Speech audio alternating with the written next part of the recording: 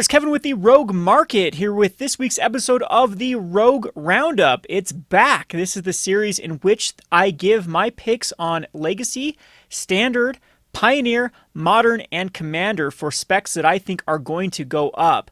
So let's start off this week with Modern, and Modern I think is under a lull, which means it's a good time to get in on most Modern staples, as they've been trending down because of all the hype towards Pioneer. However, this week I've picked a card that actually does see play in Pioneer, not as much as I think it could see, that is also a powerhouse in Modern. So this is Thought-Knot Seer. Thought-Knot Seer does see a lot of play in Eldrazi-Tron and Eldrazi Tax in Modern. However, in Pioneer, it just hasn't seen a home, and therefore it stayed stagnant when the rest of the format has gone crazy price-wise.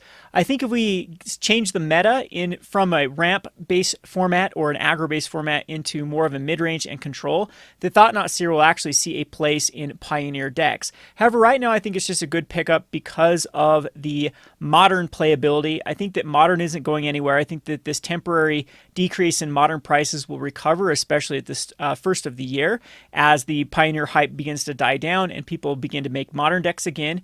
Currently, the spread is pretty reasonable. The best retail is about $6 and the best buy list is $4. Again, this is one of the lowest prices we've seen in a 12-month time period for Thought-Knot Seer. And with a card that sees as much play in various decks in Modern, especially powerhouses like the Eldrazi-Tron and Eldrazi Taxes, this is just a card that I like to sink some money into and watch this steadily increase over the next months.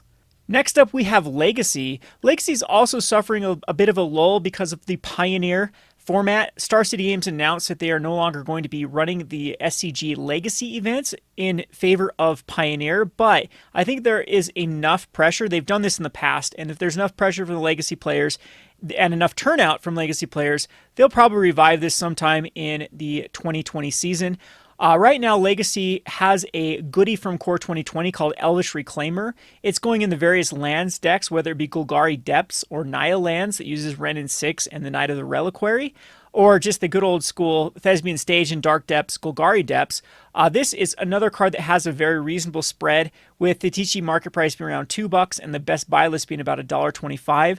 I target these at $1.50. This is a rare out of Core 2020, so it's got a lot going for it because this was just a dismally open set. It's one of the worst pre-releases attended of all times, at least in this more Ravnica forward era or Pioneer forward era.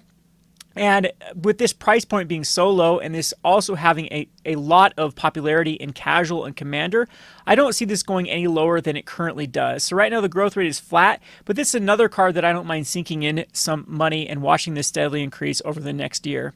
That brings us to Standard. Standard is going to get bans that are going to shake up the format. So I am thinking that Nissa and Oka are going to be the two cards that get banned. I could see Nissa not being banned, but it just was overwhelmingly powerful at the last Mythic Championship. And I think if they ban Oko, then the decks just morph into Nissa, either Gruul or Nissa Simic, or even going into Golgari and still be Nissa dominated. So I think that's also going to get the ban. If that's the case, I'm thinking that aggro is going to come back with a vengeance, and Deafening Clarion already goes in two of the premier control decks. One being the Fires of Invention that runs a whopping 4 of in the deck, and it's one of the more popular archetypes right now, even in the Oko-dominated format.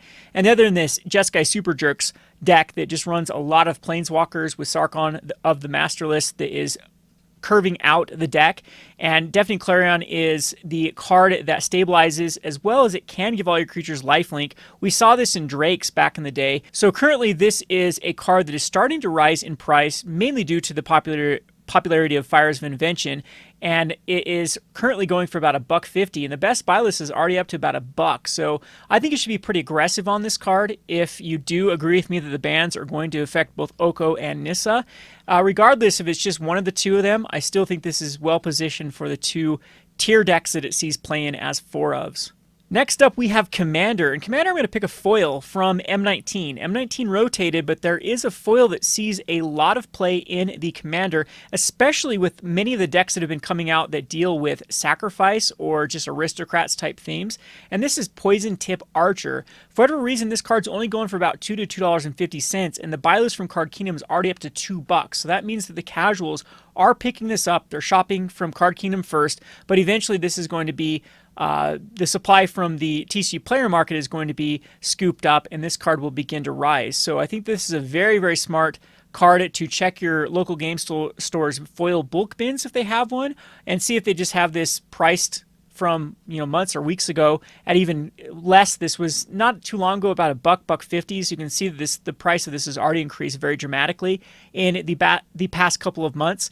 And this is just a goodie again for many decks in the Commander format, especially when Golgari does have that huge Aristocrats type theme, or what we call dies effects. And this Blood Artist type thing attached to a 2/3 Death Touch with reach is pretty reasonable in the Commander format. Speaking of cards like Blood Artist, that's a card that gets reprinted over and over again and recovers and even goes up more than its last time being printed. So I think that these foils from Poison Tip Archer are just a steal of a deal right now at the $2 range.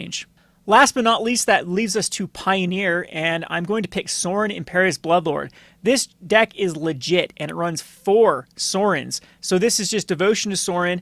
It curves out with Grey Merchant of Asphodel and tries to get out a bunch of vampires early, a Sauron on turn 3, and then a Champion of Dust to refill your hand.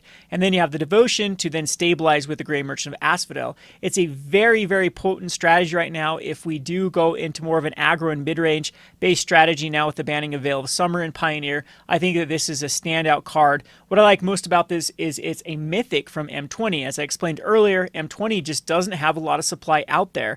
The best buy list is about $7.50, and the current market price on TCG Player is about $8.50. So the spread is non-existent at this point, and I think this is a great pickup for the Pioneer format. What I like most about this card is Sauron gets better and better and better with the more vampires that get printed in the set. So if we do have vampires in the Theros block, then it could break Sauron in the Pioneer, but then even after that with the other Ikoria or any other set after that, the core set of M21, if it's got some decent vampire tribals, this card's going to continue to shine and get better and better with the Pioneer format. I hope you enjoyed this list of cards from this week's episode of the Rogue Roundup. Be sure to check back next week, or if you're a fan of this type of financial content, be sure to subscribe, like, and comment. What are your 5 cards you're going to be investing in? Be sure to check out my other channel over at roguedeckbuilder.com for our weekly Market Monday episode. Thanks for watching.